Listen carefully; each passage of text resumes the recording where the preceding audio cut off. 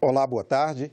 A Comissão de Constituição e Justiça rejeitou a realização de uma audiência pública para a discussão do decreto que flexibiliza as normas que estabelecem o porte e a posse de armas. Dessa forma, os 6 projetos que anulam o decreto do presidente Jair Bolsonaro vão ser votados na próxima reunião da Comissão de Constituição e Justiça, na quarta-feira que vem. A expectativa era votar o relatório do senador Marcos Duval, contrário a 6 projetos de decreto legislativo apresentados à comissão para suspender o decreto que flexibilizou o porte e a posse de armas no Brasil. O relator já tinha lido o parecer dele na semana passada, mas pediu tempo para complementar o relatório, já que foi apresentado mais um projeto de decreto legislativo e também para que pudesse ouvir especialistas em uma audiência pública. É importante te retirar de pauta, porque a audiência pública ela vai auxiliar a minha complementação. Já tem um decreto do Executivo em pleno curso, cumprindo efeito. Já hoje, no dia de hoje, as pessoas já podem comprar munição, já pode ter arma. Membros de conselho tutelar, vereadores nas câmaras municipais, já podem fazer bang-bang. Aqui não cabe audiência pública. Aqui cabe deliberação do Legislativo, porque já tem uma violência contra o Legislativo. Em nome do bom senso, eu peço apoiamento para que realizemos, sim, a audiência pública mais do que proveitosa. Se o próprio relator está dizendo: careço de instrumentalização, de conhecimento para formar convicção no meu relatório, não vamos nós aqui, dentro do Legislativo, a desprestigiar a pretensão do próprio relator, nosso colega. Me perdoem respeitosamente um propósito de postergar algo que está no dia a dia em plena vigência. Então, já me antecipo, falando aos meus companheiros de bloco, para que nós rejeitemos a proposta do requerimento, que, ao meu ver, é única e exclusivamente, eminentemente postergatório. Na votação nominal, os requerimentos foram rejeitados por 16 votos a 4. O relator leu a complementação de voto e houve pedido de vistas. A gente está colocando para nós uma responsabilidade muito grande, porque a sociedade está lá fora morrendo. As famílias que querem ter o direito de se proteger, querem ter o direito de se defender. Com o pedido de vistas, a votação ficou adiada para a próxima quarta-feira. Além do relatório do senador Marcos Duval, foram apresentados 2 votos em separado favoráveis aos projetos de decreto legislativo, ou seja, pela derrubada do decreto que flexibiliza a posse e o porte de armas no país. A Comissão de Constituição e Justiça aprovou um projeto que endurece regras contra a gestão fraudulenta de fundos de pensão. O texto vai passar por turno suplementar. Também foi aprovado o projeto que institui o Cadastro Nacional de Pedófilos. A aprovação da medida provisória de combate a fraudes no INSS deu novo ânimo à base do governo para votar a reforma da Previdência ainda neste semestre. Essa é a grande aposta da equipe econômica para induzir uma retomada do crescimento econômico, já que os números recentes dos indicadores de produção mostram um forte risco de recessão. Vamos ver com a editora do programa Agenda Econômica, Antônia Márcia Vale. Boa tarde, Antônia. Boa tarde, André. É isso mesmo. A aprovação da MP de combate às fraudes no INSS animou a base governista. E essa aprovação é importante mesmo, mas não só pelo motivo explicitado, mas principalmente por 2 outras razões. Primeiro, ela mostra que o Congresso está muito atento ao que realmente importa à economia do país. E segundo, que quando o governo também se liga na economia, a resposta de deputados e senadores pode vir com rapidez. Isso sinaliza um caminho a ser seguido para as votações da reforma da Previdência. A proposta do governo é muito dura, principalmente com os mais pobres.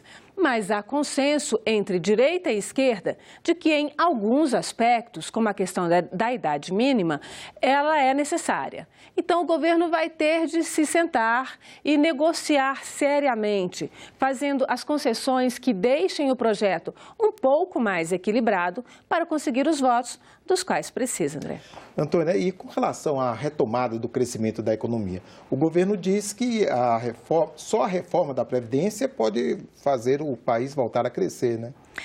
Dizer que só a reforma da Previdência pode fazer o país crescer é um pouco exagerado. É uma história diferente, André. O governo realmente alardeia a reforma como uma solução, essa solução para destravar a economia do país, porque, de fato, ela indica para um equilíbrio nas contas entre arrecadação e gastos públicos. O ministro Paulo Guedes costuma dizer que, com a aprovação da reforma, os investidores estrangeiros vão retomar a confiança no Brasil e voltarão a injetar recursos aqui. Mas movimentar essa engrenagem da economia não é tão simples assim. Nenhuma reforma legal tem força para isso. Não há milagre nem bala de prata. E os números já começam a assustar. O cálculo do PIB, do Produto Interno Bruto, do primeiro trimestre agora deste ano, divulgado semana passada pelo IBGE, mostrou uma queda de 0,2%. No trimestre anterior, o último de 2018, o crescimento já tinha sido de apenas 0,1% e já caíra em relação ao terceiro trimestre de 2018. Então, nós temos duas quedas juntas e isso já indica recessão. Os sinais que a economia está dando não parecem muito bons, né, Antônia? Agora, quais as alternativas que os economistas têm numa situação como esta? Bom, nessa questão aí, da retomada do crescimento, novamente existem pontos de encontro e divergências, obviamente, entre direita e esquerda. E o governo precisa prestar atenção nos pontos de encontro. Os economistas liberais, não os extremamente liberais, os neoliberais, mas os liberais afirmam que a economia só reage quando houver investimentos reais. Mas para os investimentos voltarem, serão necessárias outras reformas, como a tributária e a fiscal. E há quem diga que essas duas deveriam ter vindo antes da reforma da Previdência. E precisa também de uma definição clara de políticas de desenvolvimento pelo governo. É o governo quem tem o dever de dar o rumo da economia. Os economistas de esquerda pensam a mesma coisa, mas eles vão além. Para eles, o governo precisa ter um plano claro de para onde quer levar a economia, montar projetos de desenvolvimento e investir neles, botar dinheiro neles, e também negociar politicamente com o Congresso. Deve botar dinheiro para atrair outros investidores. Neste caso, André, pode-se usar uma máxima que existe entre os militares, que são muito fortes nesse governo, que diz que ou o comandante sabe para onde vai, ou é guerra perdida. Muito bem, Antônia. Muito obrigado pela sua participação aqui no programa. Eu que agradeço, André. Se você quer ser ou conhece alguém que trabalha como instrutor de trânsito, temos notícias sobre essa atividade. Uma comissão do Senado aprovou mudança na lei que regulamenta a profissão. E não foi só isso. Hoje, a Comissão de Assuntos Sociais deu prosseguimento ao projeto de lei que aplica multa às empresas que fizerem discriminação de salários entre homens e mulheres com a mesma função. Veja na reportagem. Os senadores da Comissão de Assuntos Sociais rejeitaram a restrição que veio de emendas do plenário. O projeto, que segue para análise de outras duas comissões, prevê multa ao empregador em favor do empregado nos casos de salários desiguais para a mesma função. As emendas retiravam a penalidade, mas o relator manteve o texto original. Nós estamos apreciando aqui só as emendas, então não tem volta. O projeto vai voltar a tramitar. Eu tenho muita esperança que no dia 8 de março do ano que vem, a gente possa dizer que, enfim, o Congresso aprovou. E o Presidente da República que vai decidir se vai vetar ou não a matéria. E a lei que regulamenta a profissão de instrutor de trânsito pode sofrer alteração em breve. Atualmente, para atuar na atividade, o profissional deve ter habilitação na categoria D, a que permite dirigir veículo de transporte de passageiro. Os senadores derrubaram essa limitação. Como bem adverte o autor, a exigência de que um instrutor que apenas irá ministrar aulas teóricas para candidatos à habilitação na categoria A, por exemplo, seja habilitado na categoria D. É um requisito legal excessivo e sem sentido, e sua supressão não causaria nenhum prejuízo à qualidade do processo de formação de condutores ou à segurança do trânsito. O projeto do instrutor de trânsito vai ser analisado agora no plenário do Senado. E o dia 8 de março, referência feita pelo senador Paulo Paim no início da matéria, é a data comemorativa do Dia Internacional da Mulher. A Comissão de Ciência e Tecnologia aprovou hoje o projeto do senador Lazier Martins, que regula a destinação das verbas do Fundo Social para a Ciência e Tecnologia. O fundo foi criado em 2010 com recursos da exploração de petróleo, gás e outros hidrocarbonetos. Pelo texto, o Fundo Social deverá destinar 20% do rendimento anual exclusivamente para o desenvolvimento da ciência e tecnologia, sendo metade para projetos aprovados pelo CNPq, o Conselho Nacional de Pesquisa Científica e Tecnológica, e metade para projetos de implantação e de recuperação de infraestrutura nas instituições públicas de ensino superior e pesquisa. Na reunião, o senador Jean Paul Prats leu um manifesto de entidades científicas pedindo a aprovação do projeto. As entidades representativas da comunidade científica brasileira abaixo-assinadas defendem a urgência na aprovação do PLS 181 de 2016, asseguram a destinação definida na Lei 12351 de 2010, regulamentando, enfim, a previsão legal aprovada pelo Congresso Nacional quando da criação do Fundo Social. Se não houver recurso para nova votação em plenário, esse projeto segue para análise da Câmara dos Deputados. A Comissão Parlamentar de Inquérito, que investiga as causas do rompimento da barragem de Brumadinho, realizou uma audiência pública nesta terça-feira. Especialistas em mineração discutiram soluções para o aproveitamento de rejeitos. O Brasil exporta, em média, 40 bilhões de dólares em minerais por ano. Do total, 30 bilhões são gerados por conta do minério de ferro, material que era extraído da mina do Córrego do Feijão, em Brumadinho. Isso representa 5% do produto interno bruto do país.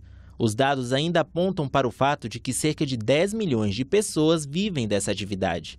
Com números tão importantes para a economia, a extração mineral deveria seguir alguns critérios para diminuir impactos ambientais. O reaproveitamento dos rejeitos seria uma das soluções, mas apenas se o material fosse armazenado em grande escala.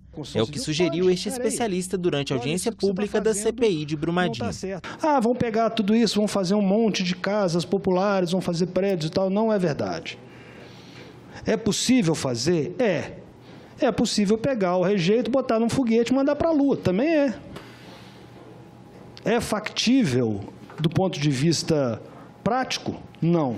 A gente diz, então, que a gente tem que empilhar em grande escala. O senador Carlos Viana lembrou que o Tribunal de Contas da União já alertava desde 2016 para o risco de novos rompimentos de barragens. As falhas e irregularidades verificadas nessa auditoria envolvem a atuação a nível institucional da autarquia e alertam para o risco latente potencial de novos acidentes envolvendo barragens de rejeitos de mineração no Brasil. Esse relatório está aqui, 2016, na conclusão de Mariana. Esse principal achado decorre de dois achados. Que a fiscalização não atende à Política Nacional de Segurança de Barragens e também o que eu vou mencionar de maneira rápida, mas o mais importante são as deficiências, a precariedade na estrutura do DNPM, hoje a Agência Nacional de Mineração. Segue para a sanção presidencial um projeto que agrava a punição para quem fizer transporte pirata e transporte escolar irregular.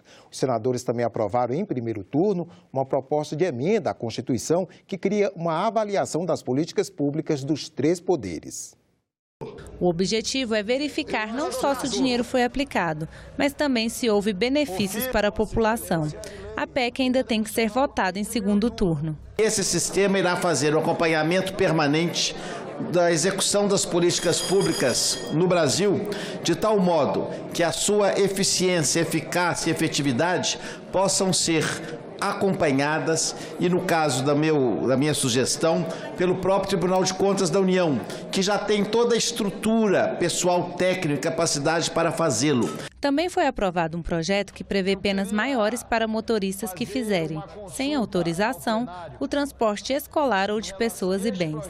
Esses transportes ilegais passam a ser classificados como infração gravíssima, com multa e perda de 7 pontos na carteira de habilitação. O texto segue para a sanção presidencial. Foi aprovada ainda a programação monetária do governo federal relativa ao terceiro e quarto trimestre de 2018 e do primeiro trimestre de 2019. Ficamos por aqui. Você pode rever as reportagens desta edição na nossa página na internet senado.leg.br/tv. Obrigado pela companhia e até a próxima.